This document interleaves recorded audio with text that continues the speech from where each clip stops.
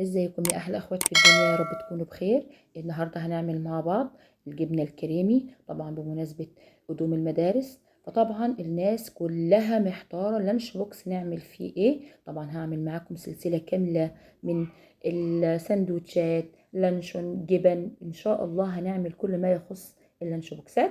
ونبدا مع بعض مكونات الجبنه الكريمي. معانا نص كيلو من الحليب، عليهم معلقه كبيره من النشا، وكمان معلقه صغيره من الملح، 6 حبات من الجبنة النص المثلثات، طبعا النوع اللي حضراتكم بتفضلوه. ومعانا معلقة من الجبنة اللي هو طعم الجبنة ده من عند العطار، وبنضربهم بالشكل اللي حضراتكم شايفينه ده. ممكن لو حضراتكم عايزين بطعم الجبنة الرومي أو أي نوع من أنواع الجبن.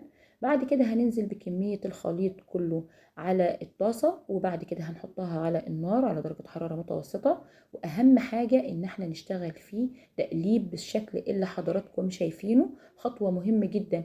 ما نشيلش ايدينا من على الجبنة لحد ما تستوي، لان ممكن تشيط من تحت ويبقى طعمها مش حلو. فاحنا عايزين ناخد مع بعض وقت، هي مش هتاخد معاكي تسوية اكتر من ربع ساعة بالظبط. طبعا ده الشكل بتاعها كان في البداية سايل جدا، القوام ابتدى يتقل، وكمان الكمية بتقل شوية بشوية لان بتفقد كل السوائل اللي موجودة فيها.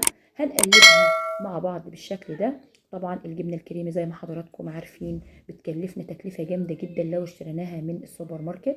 لما انا هعملها في البيت، العلبة اللي حضراتكم هتشوفوها كلفتني بالظبط 35 جنيه.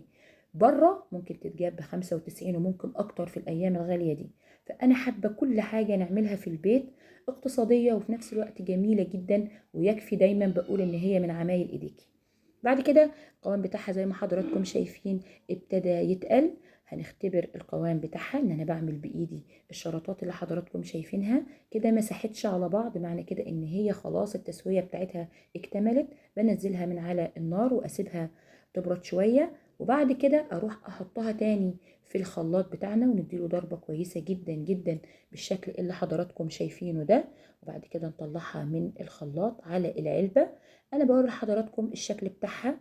هنحشيها في الساندوتش. انا كان متوفر عندي العيش الطبائي، لو حضراتكم موجود عندكم فينو او اي نوع من انواع العيش هيبقى جميل جدا للعشاء، للفطار، للساندوتشات الصبح، للمدارس. ان شاء الله تطلع معاكم بالشكل الجميل ده. اشكركم جدا. لو عجبكم الفيديو اعملوا لي لايك وشير واشتراك للقناة وفعلي زر الجرس.